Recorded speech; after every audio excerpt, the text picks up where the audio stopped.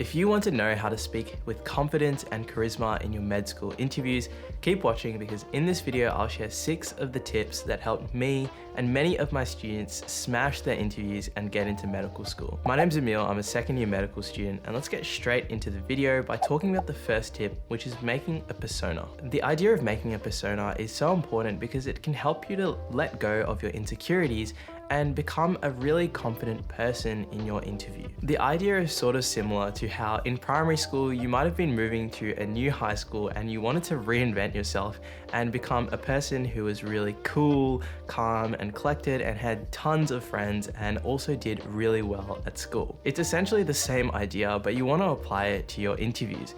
You want to imagine yourself in the interview as someone who's confident, charismatic, is really charming and interesting to speak to for the interviewer and has amazing ideas that they can offer to the questions that are being asked. Even though your primary school self might have been a little bit disappointed, the interviews are a perfect place to think of this persona because in reality, your interviews will only last for around maybe 30 minutes to an hour each time.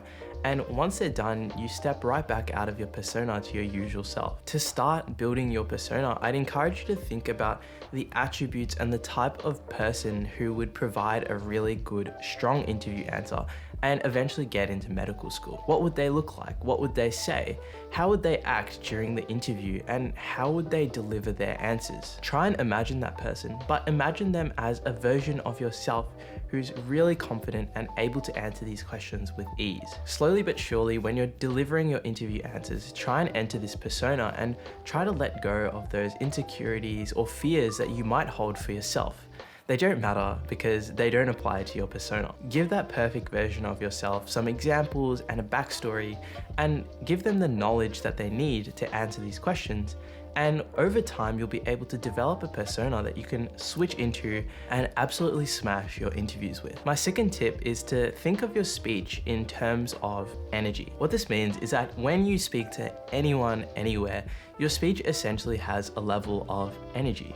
If we imagine that this energy goes from 0 to 10, where 10 is the highest amount of energy and you're basically screaming, and 0 is like if you're whispering or if you're really, really sad and you didn't want to talk to anyone. You'd probably imagine that your normal voice would probably come somewhere around a 5 if you were just asking someone how their day went or you were just having a normal conversation with one of your friends. The way you want to apply this is you want to think of the way you're speaking in an interview as consciously as you can as a number on that scale. For example, if you were to say, "Hey, how are you today?" that might be a 5 on the scale.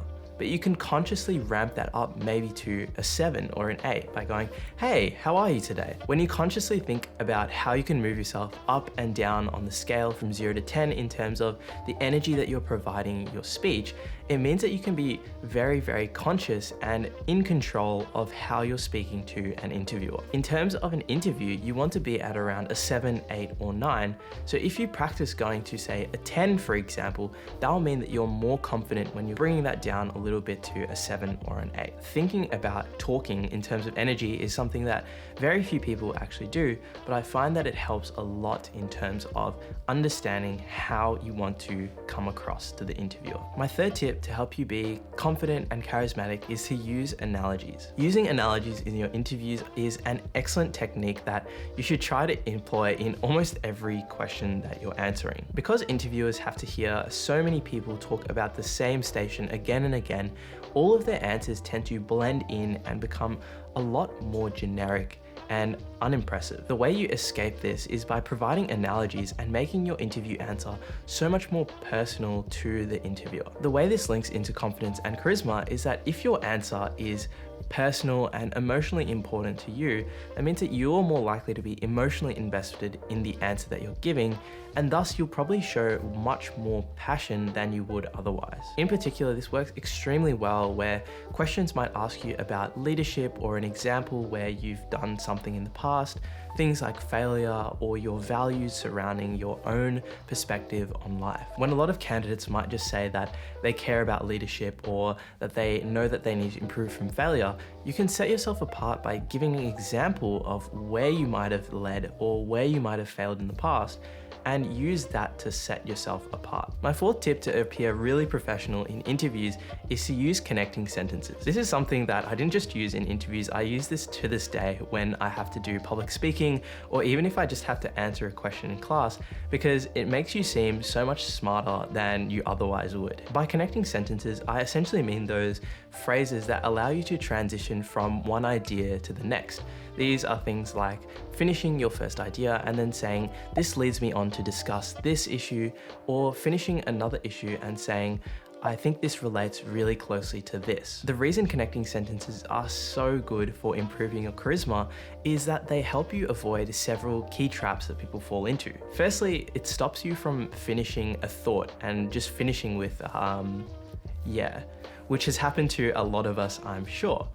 Instead, you can finish your thought and move directly onto the next one, or just directly have a nice strong concluding sentence. The second thing that it helps you do is it helps you present your ideas fluently and cohesively by connecting one idea to the next. Even if the things that you're talking about aren't even remotely related, connecting them through a connecting sentence can make you seem really intelligent and as if you're manipulating information together in the eyes or ears of your audience. Finally, it also really helps in moments where you might be having a mind blank, because if you're talking about an issue and then you suddenly forget what you're going to say, you know you can just pull on one of those connecting sentences and transfer straight over to another idea that you might have in store. Because of all of these benefits, I'd highly recommend that before your interviews, you build up a strong connecting phrase bank. I'd think of things that you can say at the start of your interview, things that you can say to transition between different points, and then finally also things that you can say to finish off your answer so that you don't have to end with an awkward pause. Connecting phrases are one of my secret weapons, and as I said when I started talking about them, you can use them not just for interviews, but for essentially anything that you're speaking about ever.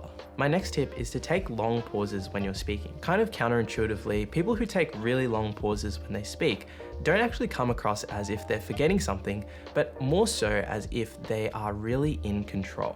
Long pauses, just like connecting phrases, are so good for so many reasons because firstly, they can help you to take some time to think about what you want to say and therefore make your entire answer more cohesive and coherent as a whole. Secondly, they also give the impression that you're thinking deeply about the topics that you're discussing, which is important because in MMIs, you need to provide nuance and understanding to your answers. Finally, long pauses also helps with your interviewer because it gives them time to process what you're saying. If, for example, you spoke in a large word vomit and you essentially had no pauses, the interviewer will be struggling to keep up with what you're saying, and almost inevitably, they'll lose some of the good points that you make because they don't have time to process it. Taking pauses between sentences, before the start of your answer, and in between points means that you seem more mature and in control and powerful when you're providing your answers. My final tip for improving charisma is to speak through a smile. I'm sure you've met those people who, when you meet them for the first time,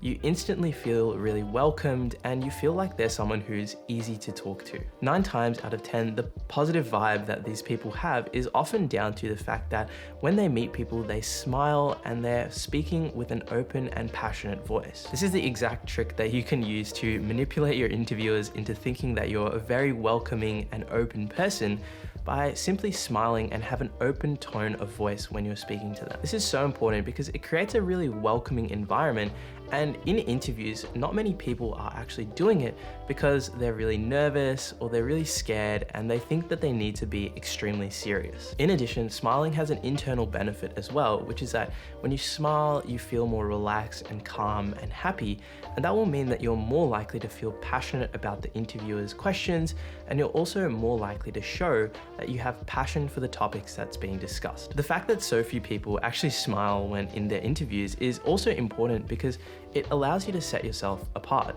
Imagine you're an interviewer and you had to interview 11 or 12 candidates and only one of them actually smiles at you when they come in to answer their questions. That person will almost certainly stand out to them just because of that simple body language trick. And that's so useful when you want to set yourself apart. If you apply these tips, you should be able to smash your interviews and come across as confident and charismatic. So also check out this video to see how you can prepare for the interviews overall.